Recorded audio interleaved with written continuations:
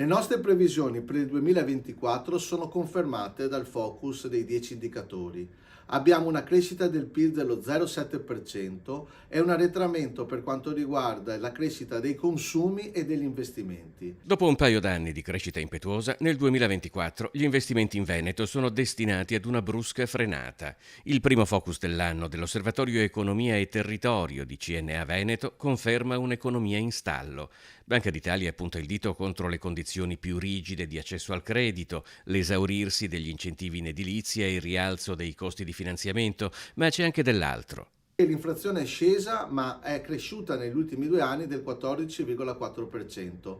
Pesa sulle famiglie e pesa sugli investimenti delle imprese. C'è un calo strutturale del numero delle imprese e soprattutto delle imprese artigiane che o si trasformano e crescono oppure chiudono per sopraggiunti limiti di età e da questo punto di vista dobbiamo lavorare per far incentivare l'imprenditoria giovanile e la propensione all'imprenditorialità. Negli ultimi 4 anni il Veneto ha perso quasi 8.300 imprese, 4.800 solamente tra le imprese artigiane, in particolare quelle legate al manufatturiero e all'edilizia.